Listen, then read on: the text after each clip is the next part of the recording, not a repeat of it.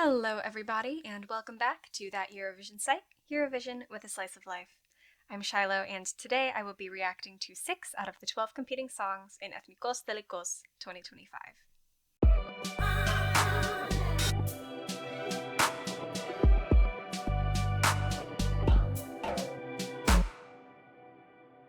Now, I don't know too much about these entries. I've heard a little bit of buzz on the internet. There are also a few things I can extrapolate just from the titles.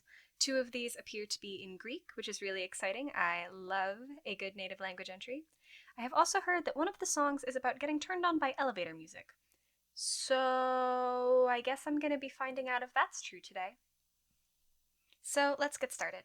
The first song I will be listening to is Parάδεισος by Konstantinos, Christoforou, and Kostas Karafotis.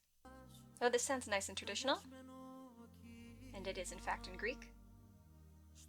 This is very traditional. Oh, it's picking up. It's picking up a little, but it is definitely retaining that traditional feel. I feel like they are sending this song about 10 years too late. Okay, that high note came a little out of nowhere. This doesn't seem to be going much of anywhere. I'm holding out for a key change. Okay, so this bridge is just vocalizing. Sometimes that works. I guess that would have been where we would have had a key change, huh? What is this ending? That ending is like, you think the song's done, and then there's just a little bit more. There's just a little bit more. Okay, it was fine. I am feeling kind of bored. This song doesn't really go much of any place. I wish there was a little bit more power, a little more emotion going on. Maybe it's falling flat for me because I don't know what they're singing about. I speak no Greek. I mean, I assume that they are singing about paradise, but what about paradise? It was okay. It definitely seemed like something that was more the era of, like, Željko Joksimović, but for Greece, rather than something that you would see at today's Eurovision. But who knows? Maybe they'll be able to make it work. All we have to do is hold out for the live show. I will not make any final judgments just by listening to the recording. I will always, well, in most cases, I will hold out for a decent live performance for these.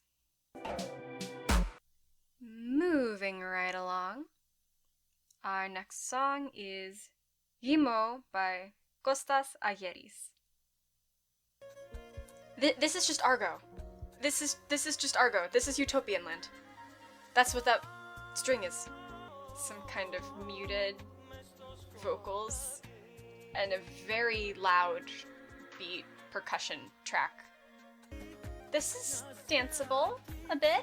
I'm having trouble figuring out what the mood of this is supposed to be. Am I happy? Am I sad? And that chord is weird. There's a chord in there during this sung bit that makes it sound unexpectedly dark and sad. This part is interesting. This could be a good spot for a fun traditional dance break. Those are fun. I'm liking this outro.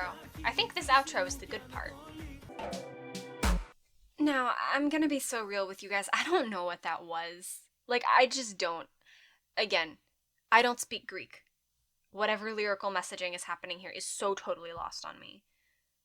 Musically, so first of all, the sort of string instrument is just, it sounds quite similar to the melody used in the instrumental in Greece 2016, Utopian Land by Argo. That was a song I kind of liked. This one I like less. I am a bit confused by it. Admittedly, I was pretty confused by Utopian Land at first listen. It took, honestly, several years of listening for it to grow on me. So maybe this will grow on me as well if it goes to Eurovision. I don't know. It is very traditional. Just in terms of the chords and the rhythms, it felt sort of repetitive. There wasn't really a lot of elaborating going on. And I cannot for the life of me figure out, like, what mood we're going for. I can't figure out. And if you can't communicate the mood, you're gonna struggle at Eurovision, especially if you're singing in a language that not a lot of people who are watching speak. Just, like relatively, comparatively. Up next is the song Unhurt Me by Nafsika, Gavrilaki. Okay, we've got an English language lady ballad. This is kind of pretty.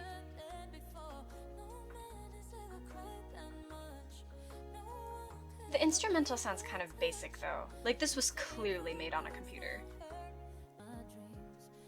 I don't think these English lyrics make a ton of sense.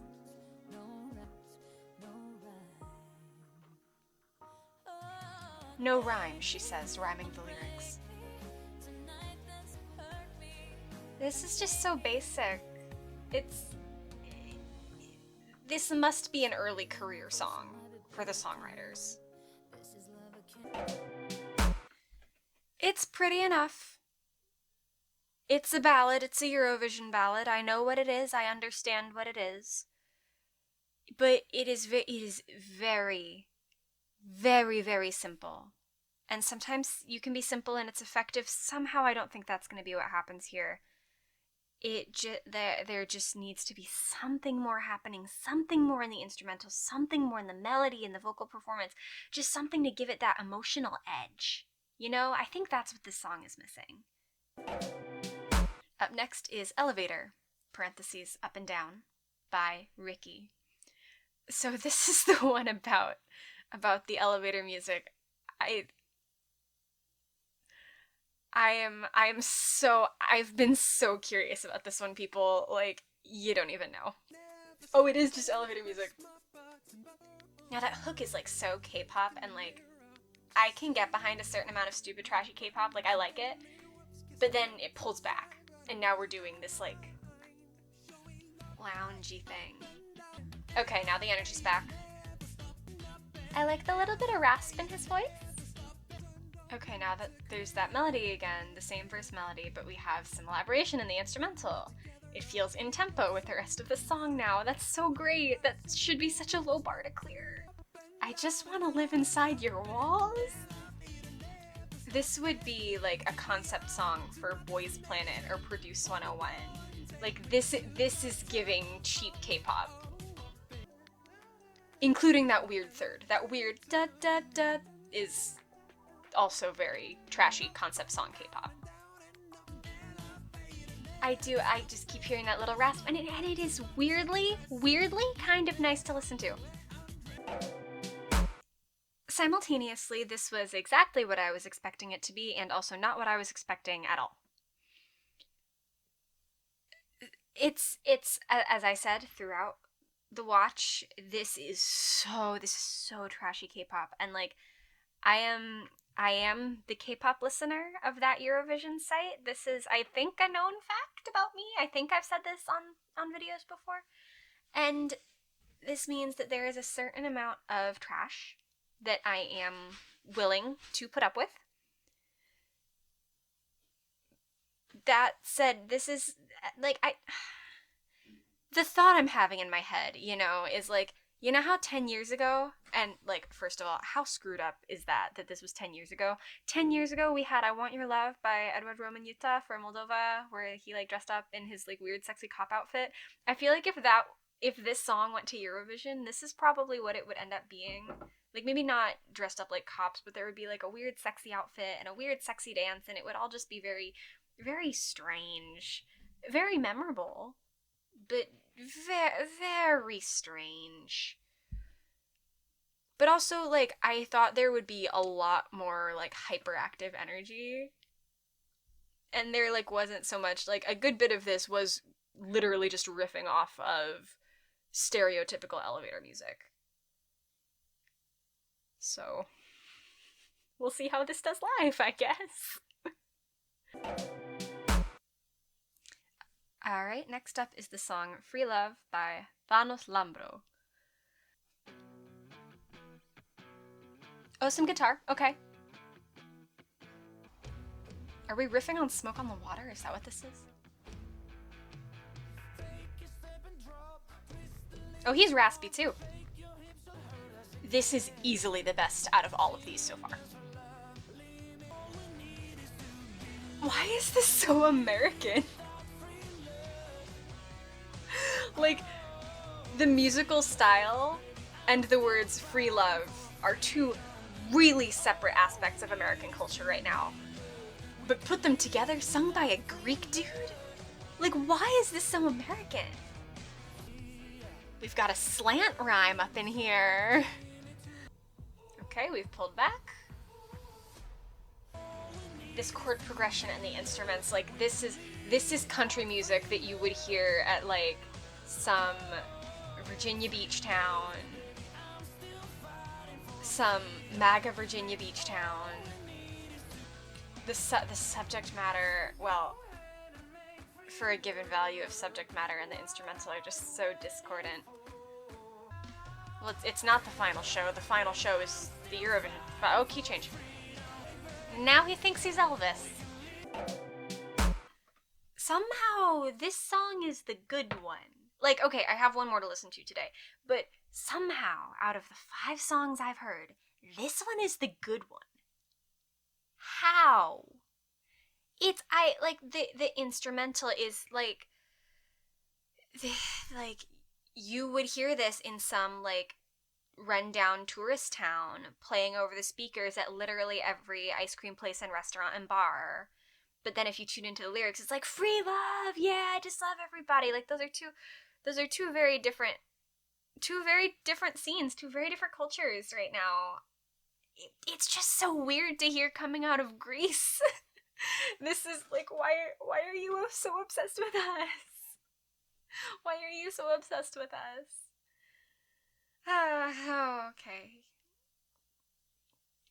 It's just so discordant. Like, why does it sound like this when it's from Greece? Why is it singing? Why are the lyrics the way they are when the song sounds like that sonically? And why is this the best one? Oh, Greece. Oh, you guys. Okay. Last song. Our last song today is Play It! With an exclamation point. The exclamation point is important, by Xannova Xan. This also sounds extremely Greek. This is also pretty decent. This is what you expect to hear from Greece. This is when you think of a Greek entry, and really also a Cypriot entry these days, you think of something like this. It is girl on the dance floor. It is just a little bit ethnic and folksy. It is so danceable. We've got Aphrodite and Athena. We've got the Greek goddesses, right? Like, I'm so glad this was better than the last one. She's sassy. She goes, play it. That's sassy. I like that. Alright, we've got a little spoken sort of rapish bit.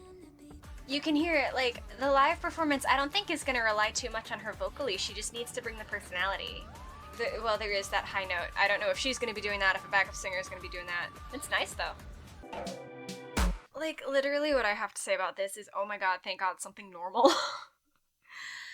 Look, I think if Greece, out of all 6 songs I've heard today, this 6th and final song is, I think, the only one with any kind of shot at qualifying to the final.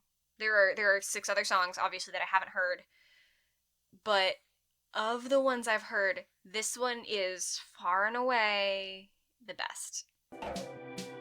Now, overall, here's the thing. Eurovision is no longer just a song contest. Like, it's a performance contest. Those first 2 songs that I heard, the ones in Greek, are sort of, like, interesting. They're songs that might be trying to make you think a little bit, but that doesn't always play well at the big contest, and there are some times when it does, but generally it kind of doesn't. Generally, those kinds of songs get left in the semifinals. And that is playing into part of my evaluation here. It's not just how much I personally like the song, it's also about, like, how would they stage this? Is this suitable for a great big arena and a great big audience? Will this pull in televoting numbers? Will a jury of people divorced from your cultural context understand this and enjoy it?